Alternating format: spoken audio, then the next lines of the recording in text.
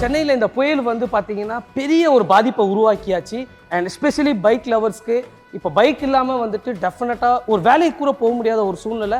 அதே மாதிரி இந்த தருணத்தை பயன்படுத்தி ரொம்ப பேர் வந்துட்டு தப்பான ஒரு கைடன்ஸ் பண்ணிட்டு இருக்காங்க. ஸோ இன்றைக்கி பார்த்தீங்கன்னா நானுமே சரி மெட்ராஸ் பைக் இருந்து 𝑠musicக்கும் ரொம்ப கிளியர் கட் அண்ட் ரைட்டாக ஒரு வண்டி வந்துட்டு இன்னைக்கு ஃபுல்லாகவே வந்து ஃப்ளட்டட் ஆயிடுச்சு அப்படின்னா என்ன பண்ணணும் என்ன பண்ணக்கூடாதுன்றது டீட்டெயிலாக காட்டுறேன். டெஃபினட்டாக it's going to be very useful for everybody guys.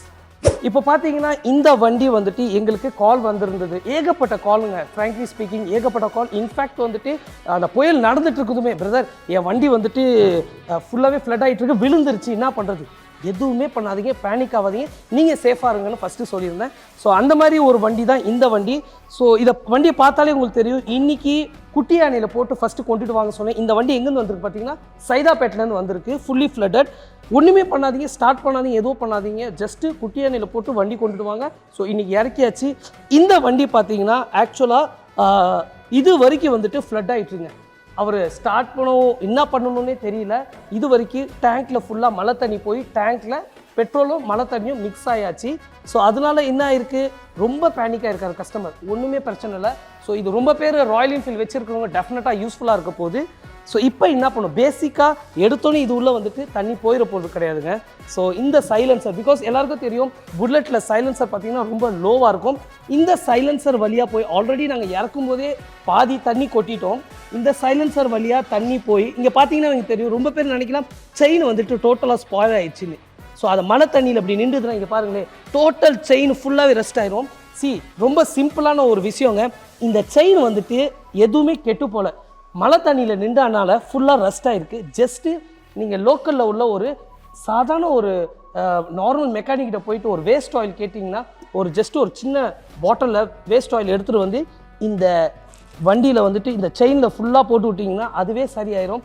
இதுக்காக வந்துட்டு ரொம்ப இடத்துல வந்துட்டு இன்றைக்கி பார்த்தீங்கன்னா ஃபுல் செயின் ஸ்ப்ராக்கெட் மாற்றணும், அதுக்கு தனியாக பில்லை போட்டுறாங்க. டெஃபினட்டாக பேனிக் ஆக வேண்டிய விஷயம் கிடையாது. இனிமேட்டு ஃப்ளட்டட் வந்தாலுமே வண்டி சப்போஸ் விழுந்துருச்சு எது ஆனாலும் விட்டுருங்க. ஸோ நீங்கள் பண்ண வேண்டியது என்னன்னா, ஃபஸ்ட்டு வண்டியை நிப்பாட்டணும், விழுந்துருச்சுன்னா வண்டியை நிப்பாட்டணும். அடுத்து பார்த்தீங்கன்னா இந்த சைலன்சர் வழியாக தான் தண்ணி போகும். இப்போ பார்த்தீங்கன்னா இந்த நான் சைலன்சரை கழட்டி பார்ப்போம். அதாவது இது வழியாக தான் தண்ணி உள்ளே போகணும். ஸோ இது போயிருக்கா இல்லையான்றது நம்ம செக் பண்ணணும், ஓகேங்களா? ஃபர்ஸ்ட் நம்ம அதை செக் பண்ணணும். அதுக்கப்புறம் இன்ஜின் உள்ள போயிருந்ததுன்னா டெஃபினட்டாக இன்ஜின் ஆயிலும் இந்த சேத்து தண்ணி, அதாவது சேரும் தண்ணியும் மிக்ஸ் ஆகி உள்ளே மிக்ஸ் ஆகிருக்கும். ஸோ இது வழியாக போய் தான் இதில் ஆயிருக்கும். ஸோ இதை கழட்டுனா நம்மளுக்கு தெரிஞ்சிடும் இது வழியாக தண்ணி போய் மிக்ஸ் ஆகிருக்கா இல்லையான்னு. அப்படி ஆனாலும் பேனிக் ஆக வேண்டிய விஷயம் கிடையாதுங்க. இந்த ஹெட்டு போர் இதை கழட்டுனா உள்ளேருந்தே நம்ம க்ளீன் பண்ணிடலாம். சப்போஸ் மழை தண்ணி வந்து இது வரைக்கும் தான் வந்துட்டு வந்திருக்குன்னா அப்போ இந்த தண்ணி பார்த்திங்கன்னா இது வரைக்கும் தான் இருக்கும், இது மேலே ஏறுறதுக்கு வாய்ப்பே கிடையாது.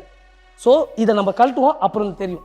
ஸோ இப்போ பார்த்தீங்கன்னா நம்ம ஃபர்ஸ்ட் இந்த சைலன்சர், இப்போ சைலன்ஸில் பார்த்தீங்கன்னா இது சைலன்சர் பெண்ட், இது தனியாக சைலன்சர்.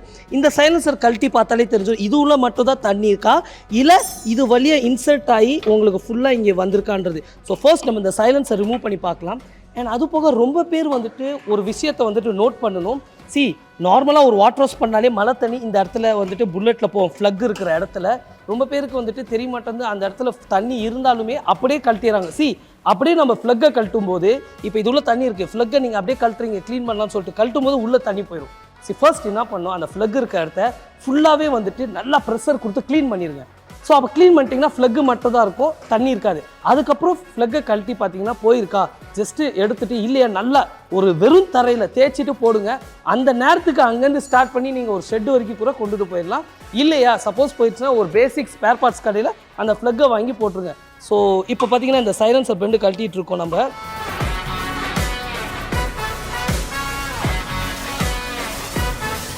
கைஸ் பார்த்தீங்கன்னா உங்களுக்கு தெரியும் எவ்வளோ வந்துட்டு வேஸ்ட்டு தண்ணி உங்களுக்கு கொட்டிகிட்டு இருக்குதுன்னு. இந்த பாருங்க இது உள்ளேயும் இருக்குது. அதாவது இந்த சைலன்சரில் மட்டும் இப்போ தண்ணி கிடையாதுங்க, இங்கேயும் இருக்குது. இந்த பாருங்க இது உள்ளேயும் இருக்குது.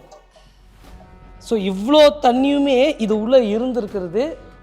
இப்போ இதை கழட்டணும். இப்போ இதுலேருந்து இதுக்கும் போயிருக்கு, அப்போது இதையும் இப்போ கழட்டணும். இதையும் கழட்டினா உங்களுக்கு இன்னும் கிளியராக சொல்ல முடியும்.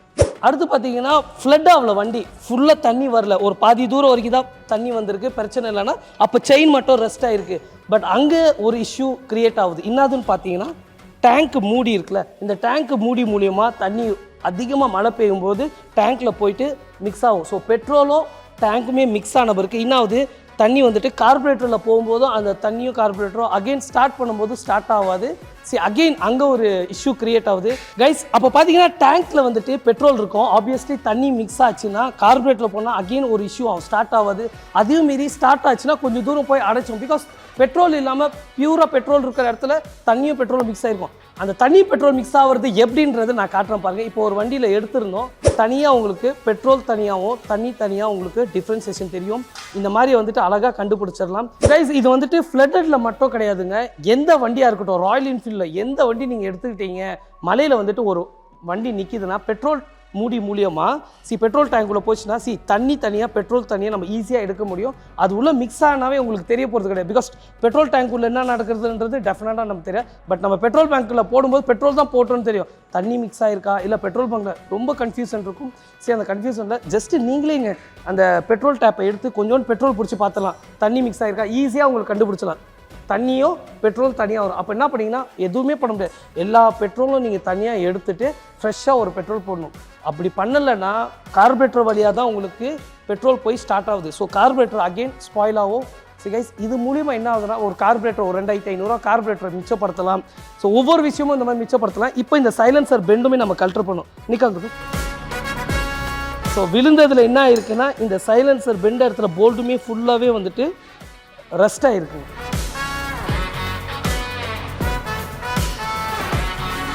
கைஸ் இம்பார்ட்டண்டான ஒரு விஷயம் இன்னைக்கு நடந்திருக்கிறது இதுதான்.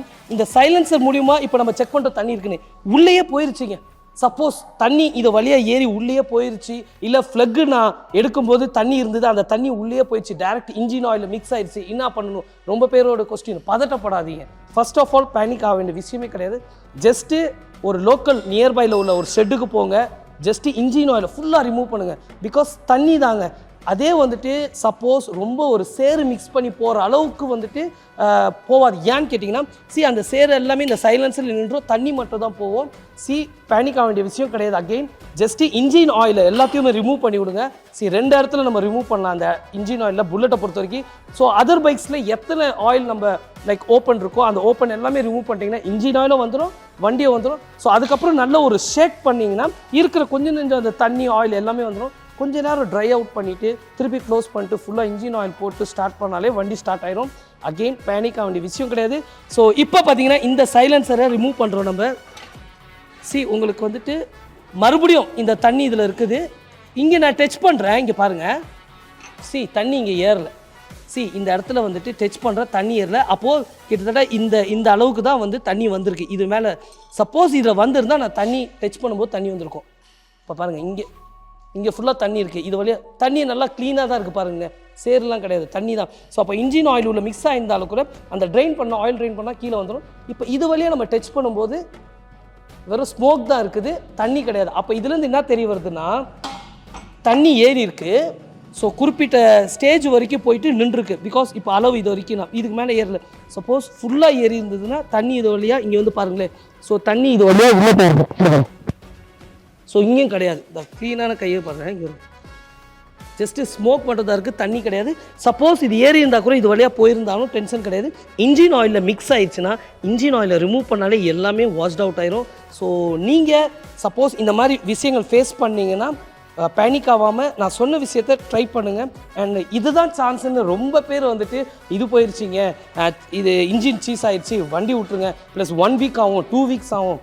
சிம்பிளான விஷயம். இந்த எந்த இஷ்யூ இருந்தாலுமே மேக்ஸிமம் டு மேக்ஸிமம் 1 ஹவரில் பண்ணிடலாம். ஃப்ளட்டடில் பார்த்தீங்கன்னா இந்த பேட்ரி வந்து ரொம்ப இம்பார்ட்டண்டான ஒரு ரோல் வண்டி ஸ்டார்ட் ஆகிறதுக்கு. என்ன ஆயிருதுன்னா தண்ணி பட்டு எப்படி ஒரு செயின் இப்போ ஃபுல்லாக ரெஸ்ட் ஆகிருக்கும் அந்த மாதிரி இந்த 2 இடமே ஒயிட் கலர் ஒரு மாதிரி ஃபார்ம் ஆயிரும் இந்த இடத்துல. அகெயின் நீங்கள் பேனிக் ஆக வேண்டிய விஷயம் இல்லை. சப்போஸ் பேட்ரி ஃபுல்லாக டெட் ஆயிடுச்சுன்னா ரிமூவ் பண்ணி பேட்ரி கடையில் போயிட்டு சார்ஜ் போட்டு இந்த இடத்துல பேட்ரி ஜெல்லுலாம் இருக்குது, க்ரீஸ்லாம், அதெல்லாம் தடவி திருப்பி நீங்கள் ஜஸ்ட்டு கனெக்ட் பண்ணி ஸ்டார்ட் பண்ணிங்கன்னா ஸ்டார்ட் ஆயிரும். அதனால் வந்துட்டு பேட்டரியை மாற்ற வேண்டிய அவசியம் கிடையாதுங்க. அடுத்து பார்த்தீங்கன்னா ஒயரிங் கிட் இஷ்யூன்னு ரொம்ப பேர் ஃபேஸ் பண்ணுறாங்க. ஒயரிங் கிட் வரது ரேர் தான். பிகாஸ் பேட்டரி இஷ்யூ வரலாம், பெட்ரோல் டேங்க்கில் தண்ணி மிக்ஸ் பண்ணுற இந்த இஷ்யூ வரலாம், சைலன்சர் வழியாக இன்ஜின் உள்ள தண்ணி போகிறது இந்த இஷ்யூ வரலாம், ஃப்ளக்கில் தண்ணி நின்று ஃப்ளக்கு கட்டும்போது தண்ணி உள்ளே போகிறது இந்த இஷ்யூலாம் வரலாம். ஸோ ஒயரிங்ன்றது ரேர் தான், பட் ஸ்டீல் இப்போ இக்னிஷன் இங்கே நம்ம கீ ஸ்டார்ட் பண்ணுறோம்ல அது வழியாக தண்ணி போய் அந்த ஒயரிங் ஃபுல்லாகவே வந்துட்டு விட்டுருக்கலாம், சம்டைம்ஸ் விட்டுருக்கலாம். அப்போது நம்ம செக் பண்ணணும் ஜஸ்ட்டு ஒயரிங் இல்லை டைரக்ட் பண்ணிவிட்டு லோக்கல் மெக்கானிக் செட் வந்துட்டு பண்ணி கொடுப்போம். இல்லைனா அந்த இடத்த நம்ம செக் பண்ண விஷயம் ஃபுல் ஒயரிங்கும் நம்ம செக் பண்ணணும். சின்ன சின்ன பூச்சி ஏதாவது கடிச்சு இல்லை எலிங்க வந்துட்டு அந்த டைமில் கடிச்சிருக்கலாம். ஸோ இது எல்லாமே நம்ம செக் பண்ணணும்னா டெஃபினட்டாக ஒரு நியர்பை லோக்கல் மெக்கானிக் கொண்டுட்டு போனீங்கன்னா அழகாக டேங்க் இந்த சீட்ஸ் எல்லாம் ரிமூவ் பண்ணி செக் பண்ணி காட்டிடுவோம். அண்ட் மழை தண்ணியில் நிற்கும் போது ரஸ்ட்டு ஃபார்ம் ஆகுறது ஒரு நேச்சர் தான். அதை போட்டு நீங்கள் என்னடா ஃபுல்லாக ரஸ்ட் ஆயிடுச்சுன்னு கிடையாது. நீங்கள் அந்த இடத்துல வந்துட்டு இப்போ செயின் ஃபுல்லாக ரஸ்ட் ஆயிடுச்சு, ஆயில் போட்டால் சரியாயிரும், இல்லை சைலன்ஸாக ரஸ்ட் ஆகி க்ளீன் பண்ணால் சரியாயிரும். ஸோ ஒரு ஜென்ரல் சர்வீஸ் பண்ணுறது ரொம்ப பெட்டருங்க. ரொம்ப நாள் வந்து தண்ணியிலே நின்றுச்சு. இப்போ 3-4 டேஸாக வந்துட்டு எங்கள் ஏரியாவில் தண்ணியே குறையில. ஸோ ரொம்ப பேனிக்காக இருக்குன்னா ஒன்றுமே டென்ஷன் கிடையாது. ஒரு அலுப்புப்படாமல் அந்த ஆயில் சர்வீஸ் மட்டும் பண்ணிட்டீங்கன்னா பெஸ்ட்டுன்றது என்னோட அபிப்பிராயம். அடுத்து என்னென்ன இஷ்யூ வாய்ப்புகள் இருக்குது ஃப்ளட்டடில் ஆயிடுச்சு வண்டினா, ஃபார் எக்ஸாம்பிள் இப்போ டிஸ்க் பேட் ஃப்ரண்ட்டில் இருக்குது, டிஸ்க் பேட் ஆல்ரெடி இருக்கும். ஸோ இந்த பேடு வந்துட்டு தண்ணியிலே நின்றுட்டு இருக்கும்போது சேரு மண்ணெலாம் வந்தபோது ஜாம் ஆயிரும். சரி நீங்கள் பிரேக்கிங் சிஸ்டம் கொடுக்கும்போது ஸோ அந்த அளவுக்கு ப்ளே இருக்காது, ஒன்றும் கிடையாது. ஜஸ்ட் அகெயின் அந்த டிஸ்க் பேடை கழட்டி கேலிபர் கழட்டி நல்லா க்ளீன் பண்ணி திருப்பி போட்டிங்கன்னா அந்த ப்ளே இருக்கும். பிகாஸ் இங்கேருந்து அவங்களுக்கு ஆயில் சிஸ்டம் எல்லாம் அவங்களுக்கு சப்ளை ஆகுது. ஸோ இந்த டிஸ்க் பிரேக் சிஸ்டம் இருந்ததுன்னா மண் சேரெல்லாம் ஜாம் ஆயிரும். அதை ஜஸ்ட்டு நம்ம ரிமூவ் பண்ணி நல்லா க்ளீன் பண்ணி போட்டாலே சரியாயிரும். இதுக்கு மேலேயும் உங்களுக்கு வண்டியில் ஏதாவது இஷ்யூ இருக்குது. ஸோ நான் சொன்ன விஷயங்கள் எல்லாம் டெஃபினட்டாக நீங்களே வீட்டில் இருந்தே வந்துட்டு சரி பண்ணலாம். சில விஷயத்தை வந்து நீங்கள் மெக்கானிக் சைடு கொண்டுட்டு போனால் தான் சரியாகும். பட் அதுக்காக பேனிக் ஆக வேண்டிய சொல்ல, பட் நாலேஜ் இருக்க வேண்டியது ரொம்ப ரொம்ப இம்பார்ட்டன்ட். நீங்கள் ஒரு புல்லட் வச்சுருக்கீங்கன்னா எந்த அளவுக்கு மெயின்டெனன்ஸ் ஆகணும் உங்களுக்கு தெரியும். ஸோ சில பேசிக் ஒரு டிப்ஸோ இல்லை பேசிக் டெக்னீஷியன் நாலேஜ் இருந்ததுன்னா ரொம்பவே ஹெல்ப்ஃபுல்லாக இருக்கும். டக்குன்னு உங்களை யாருமே வந்துட்டு லைக் ஏமாற்றவும் முடியாது. ஏன்னா இன்னைக்கு காலகட்டத்தில் திடீர்னு நம்ம அர்ஜென்ட்டுன்னு போகும்போது தான் இதுதான் பட்ஜெட். ஏன்னா ஒரு பால் விலையே பார்த்தீங்கன்னா 100 ரூபா வரைக்கும் ரீச் ஆகிருக்குங்க. ஸோ அதாவது டிமாண்ட் இருக்கிற இடத்துல வந்துட்டு அங்கே நம்ம பேனிக் ஆக வேண்டிய விஷயமா இருக்குது. டென்ஷன் ஆக வேண்டியதில்லை. நான் சொன்னதெல்லாம் டெஃபினட்டாக உங்களுக்கு யூஸ்ஃபுல்லாக இருக்கும்னு நினைக்கிறேன். இது போக ஏதாவது உங்களுக்கு ஹெல்ப் வேணும்னா மெட்ராஸ் பைக்கை ரெடில்ஸில் இருக்குது, நம்மளோட கேரேஜை நீங்கள் செக் பண்ணலாம். எனக்கு தெரிஞ்ச விஷயத்த நான் மக்களுக்கு உங்களுக்கு ஷேர் பண்ணியிருக்கேன். டெஃபினட்டாக இது யூஸ்ஃபுல்லாக இருக்கும்னு நினைக்கிறேன். அண்ட் இது தவிர்த்து ஏதாவது ஒரு டவுட்ஸ்னாலும் நீங்கள் கமெண்ட் பண்ணுங்கள், அதுக்கான கிளாரிட்டி நம்ம கொடுப்போம். Thank you so much.